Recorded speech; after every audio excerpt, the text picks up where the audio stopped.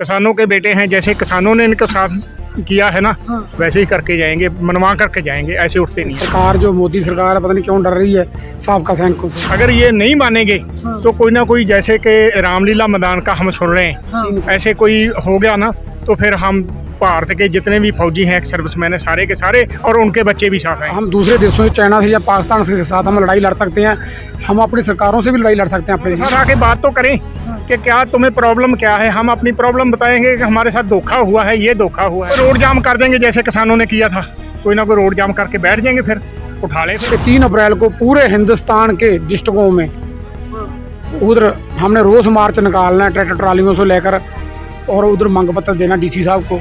जंतर मंतर पर पूर्व सैनिक लगातार 20 दिनों से बैठे हुए हैं और इनकी जो मांगे हैं वो नहीं मानी जा रही। तो सर, कहां पर प्रॉब्लम आ रही है कि आपकी मांगे वो सरकार तक इतने 20 दिनों में भी नहीं पहुंची हैं? देखो जी, हम 20 फरवरी से इधर धरने पर बैठे हुए हैं, जंतर मंतर पर आकर। आज 21वां दिन हो गया है। हम लगातार ही इधर आ रहे हैं, धरना दे रखा है। हमारा जो मांग है वो 1 रैंक 1 पेंशन में जो डिस्प्यूट रखा है हमारे और अफसरों के बीच में, उसके लिए आए हैं। जहाँ हमारी डिसमिटी पे है, जहाँ MSP पे है, जहाँ साड़ियाँ जी विधवावां भैणां साड़ियाँ जिन्हों का सिर का साई चला जाता है, उनकी पेंशन कम कर दी जाती है। उन्होंने साड़ियाँ 5 मंगां नूं लैके असीं धरने के उत्ते बैठे हुए हैं और धरना जारी है और बैठे हैं बस। तो आपका ये जो धरना है वो कब तक चलेगा? जब तक हमारी मांगे पूरी नहीं होगी। जो हमारी 5 मांगे हैं ये पूरी कर दें, हम धरना कल ही उठा लेंगे। अगर नहीं पूरी करेंगे तो जब तक, जैसे किसानों के बेटे हैं, हम किसानों के बेटे हैं, जैसे किसानों ने इनके साथ किया है ना, वैसे ही करके जाएंगे, मनवा करके जाएंगे, ऐसे उठते नहीं हैं। मतलब आप इस आंदोलन को जैसे किसान आंदोलन बड़ा बना था उस तरीके से बनाना चाहते हैं? यस। अभी तो हम सिर्फ टोटल के आदमी आते हैं, क्योंकि इधर परमिशन बहुत कम लोगों की है। थोड़े थोड़े लोग आते हैं, कोई किसी के 5 आ गए, किसी के 7 आ गए, ऐसे करके। अगर ये नहीं मानेंगे तो कोई ना कोई, जैसे कि रामलीला मैदान का हम सुन रहे हैं, ऐसे कोई हो गया ना, तो फिर हम भारत के जितने भी फौजी हैं, सर्विसमैन है, सारे के सारे, और उनके बच्चे भी साथ आएंगे। अगर आप लोगों को परमिशन नहीं दी जाती है तो फिर आप लोग क्या करेंगे? कोई रोड जाम कर देंगे जैसे किसानों ने किया था, कोई ना कोई रोड जाम करके बैठ जाएंगे, फिर उठा ले। फिर जैसे, मतलब ये जो शांतिपूर्ण धरना जो अब चल रहा है उसे आप उग्र बनाओगे? नहीं बनेंगे। जितनी देर तक अगर हमारी मांगे मान ली जाती है, हमारे साथ बातचीत करती है गवर्नमेंट, कोई भी इनका अधिकारी गण आता है, जहाँ इनका कोई यानी विधायक वगैरह कोई भी आता है, तो हमें कोई परेशानी नहीं। हमारे साथ आके बात तो करें कि क्या तुम्हें प्रॉब्लम क्या है, हम अपनी प्रॉब्लम बताएंगे कि हमारे साथ धोखा हुआ है, ये धोखा हुआ है। तो विपक्ष के जो नेता हैं वो आप लोगों से लगातार बात कर रहे हैं, तो आप लोगों ने क्यों नहीं आने दे रहे हैं? कोई भी नहीं, हमारे जो प्रश्न नेता या कोई भी सरकार या कोई भी नुमाइंदा हमारे से बातचीत करने नहीं आ रहा। पता नहीं हमारे से क्यों डर रहे हैं। ये सरकार जो मोदी सरकार है, पता नहीं क्यों डर रही है साबका सैनिकों से। तो सर, जो विपक्ष के लोग हैं उन्हें क्यों नहीं आने दे रहे हैं आप? मेरा सवाल ये था। हम देखो, हम साबका सैनिक हैं। हमने देश की सरहदों पे लड़ाई लड़ी है। हमने कोई जो लड़ाई लड़ते हैं, हम कोई पार्टी बाजी नहीं देखते भी हम हमारे देश के अंदर किसकी सरकार है, हम ये चीज़ नहीं देखते। ना ही हम पार्टी बाजी में जाना चाहते हैं। हमारे को पता ही नहीं होता पार्टी बाजी क्या चीज़ होती है, क्या बीजेपी है, क्या कांग्रेस है, हमारे को कोई पता नहीं है। हमारा काम है देश की रक्षा करना। हमारे को यही हमारे साथियों ने सिखाया है। देश के ऊपर जब लड़ाई लड़ती है, हमने लड़ाई लड़नी है देश की खातिर। हमारे को पार्टी पुल्टी का कोई पता नहीं, हमारे को पता नहीं वरिष्ठ नेता कौन कौन नहीं है। पर जो कोई हमारी स्टेज के ऊपर आकर वो अपनी पार्टी की बात करूँगा, हम उसको नहीं इधर आने नहीं देंगे। हम निरोल साबका सैनिक हैं। साबका सैनिक हम अपना, जब हम देश से हम दूसरे देशों से, चाइना से या पाकिस्तान के साथ हम लड़ाई लड़ सकते हैं, हम अपनी सरकारों से भी लड़ाई लड़ सकते हैं। अपने लिए लड़ेंगे, लड़ाई हम लड़ रहे हैं शांतिमय तरीके से। और आज ही इधर ऐलान हुआ है कि 3 अप्रैल को पूरे हिंदुस्तान के डिस्ट्रिक्टों में उधर हमने रोष मार्च निकालना है, ट्रैक्टर ट्रालियों से लेकर, और उधर मांग पत्र देना डीसी साहब को। और उसके बाद जो इधर मोर्चे का जो संदेश मिलेगा उसके ऊपर हमने फूल चढ़ाएंगे। तो मतलब 3 अप्रैल को कुछ बड़ा होने वाला है OROP के इस आंदोलन में? तो जो जैसे कि आपके जो अधिकारी हैं वो अगर लोग आना चाहें तो वो आ सकते हैं आपके आंदोलन में? नहीं, हमने किसी को वो जो आप बोलते हैं विरोधी पार्टी, हम पंजाब के अंदर विरोधी पार्टी बोलते हैं, वो सदन के अंदर मसला उठाए हैं, जाकर उधर जाकर बोले हमारे। नहीं सर, मैं विरोधी पार्टी की बात ही नहीं कर रहा हूँ। मैं आपके अपने ऑफिसर्स की बात कर रहा हूँ। आप उन्हें आने देंगे? देखो जी, ये अफसर लेस जथेबंदियां हैं और अफसर लेस से है जरा धरना है जंतर मंतर से, अफसर लेस है, इधर अफसर को नहीं आने देंगे। आपको अपने ऑफिसर से ऐसी क्या प्रॉब्लम है कि आप उन्हें नहीं आने देना चाहते हैं? पहले हमारे जो कमांडिंग अफसर थे 75 साल हमारा जो कमांड करते रहे, अफसर ही करते रहे। अफसरों ने तो हमारे साथ धोखा किया, विश्वासघात तो उन्होंने किया, अपना 50 गुना बढ़ा लिया, हमारा 5% भी नहीं बढ़ा। तो मतलब आपके साथ में आपके खुद के ऑफिसर्स ने जो है वो धोखा किया है? धोखा किया सर, ये 3% है सिर्फ। ये आर्मी में, टोटल आर्मी में 3% ये हैं।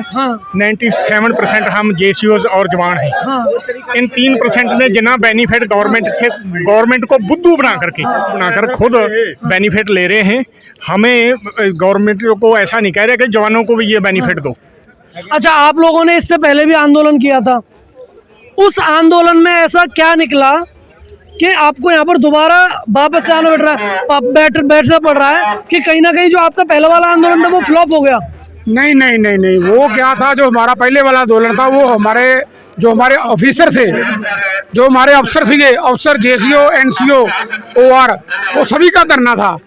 हमने फौज के अंदर देखो लड़ाई लड़ी है, हम अपने अफसर के ऊपर विश्वास करते थे। जो हम लड़ाई लड़ते थे उनको हमारे ऊपर विश्वास होता था कि मेरा जवान लड़ाई लड़ रहा है, पर हमने इनके ऊपर फौज के अंदर विश्वास किया, हमारे को धोखा दिया। हमने जो पीछे हमारा धरना लगा था 2-3 साल पहले इधर लगा था, उस टाइम ऑफिसर हमारे साथ थे। हम इनके ऊपर विश्वास किया, कमेटियों के अंदर चले गए, सरकार ने कमेटी बनाई, ये कमेटी के अंदर चले गए। उस कमेटी के अंदर जाके इन्होंने अपनी बात ही की है, हमारे साथ धोखा कर लिया, अपनी बात की, अपनी पेंशन इन्होंने बढ़वा ली। तो सर ये कहीं ना कहीं आप लोगों की प्रॉब्लम थी ना कि आपने अपने जो नुमाइंदे बनाकर भेजे, उन्होंने आपकी बात नहीं रखी। और फिर उस पिछले वाले आंदोलन में ऑफिसर्स आपके नुमाइंदे थे, उन्होंने आपकी बातें सरकार के सामने रखी। नहीं, हमारी रखी, उन्हें अपनी रख ली। तो उन्हें क्या किया? लेकिन लीडर तो वो आपके ही थे। नहीं, वो लीडर हमारे, हमने विश्वास कर लेना, हमारे साथ विश्वासघात कर दिया उन्होंने हमारे साथ। हम उनके ऊपर विश्वास कर भेजा और उधर उसने क्या किया, उनसे मिलकर उन्होंने अपना फायदा ले लिया। इनको छोड़ो। अभी मीडिया भी 2 प्रकार का है, अभी मीडिया वाले गोदी मीडिया वाला वो क्यों नहीं कर रहा, यही बात वैसे थी पहले। अभी आप हमारे कवरेज कर रहे हैं, आपका बहुत बहुत धन्यवाद है। जो गोदी मीडिया वो क्यों नहीं कर रहा? सर हम लोग तो लगातार, आपका 20वां दिन है, 20 दिन से हम लगातार कवर कर रहे हैं, तो हमारे ऊपर तो डाउट किया ही नहीं जा सकता है। लेकिन सर मैं आपसे पूछूंगा कि कहीं ना कहीं जो आपके ऑफिसर्स हैं, आपकी उनसे ना इत्तेफाकी है या फिर आपकी सरकार से ना इत्तेफाकी है?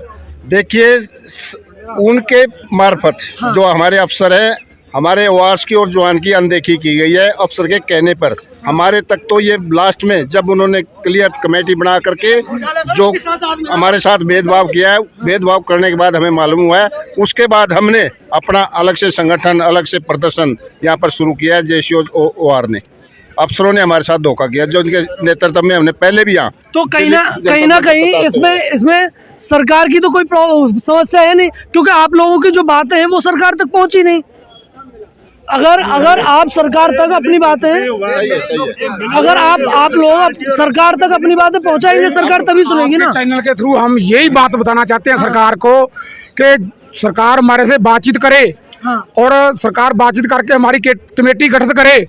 पर कमेटी गठित करे, उसमें सिपाही भी होना चाहिए, उसमें नायक भी होना चाहिए, उसमें हवलदार भी होना चाहिए, उसमें JCO भी होना चाहिए। क्यों कि ऑफिसर नहीं होना चाहिए। ऑफिसर हवा में आता है तो हवा में ही चला जाता है वापस। उसको सिपाही के बारे में क्या पता कि सिपाही के घर में क्या प्रॉब्लम है, सिपाही को ड्यूटी के ऊपर की प्रॉब्लम है, सिपाही बॉर्डर पर लड़ाई लड़ता है, अफसर को पता ही कुछ नहीं है। उसको पता है तो उसको जो उसका सीनियर नायक है या उसका हवलदार है या JCO है, उसको पता है कि हमारे जवानों को क्या प्रॉब्लम है।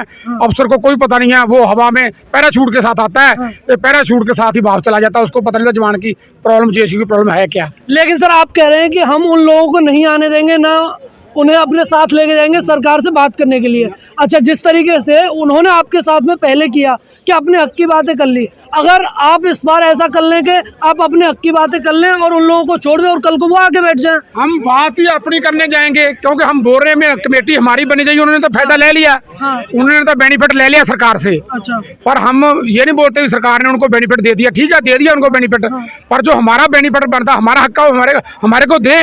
पर जो हमारे को बुलाएंगे कमेटी, हमारे हमारी कमेटी गठित करेंगे सिपाही नायक हौलदार जेसीओ की, तो हम फिर ही अपनी तकलीफ बताएंगे सरकार को ना, हमारे को ये तकलीफ है, हमारे को ये नहीं दिया, उनको तो दे दिया, ठीक है दे दो, हमारे को उनको देने के लिए हमारे को कोई उसके ऊपर गुस्सा नहीं है।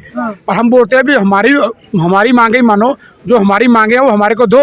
हमारी विधवा है, वो विधवा का सिर का साइन चला जाता है, उसने बच्चे पालने होते हैं, कहाँ से पालेगी, उसकी पेंशन तक कम कर देते हैं, वो बच्चे कैसे पालेगी, कैसे बच्चे पढ़ाएगी, कैसे वो उनका खान पीन करेगी, कहाँ से स्कूल की वर्दी लेके देगी, कहाँ से स्कूल की फीस भरेगी, कहाँ से भरेगी विधवा।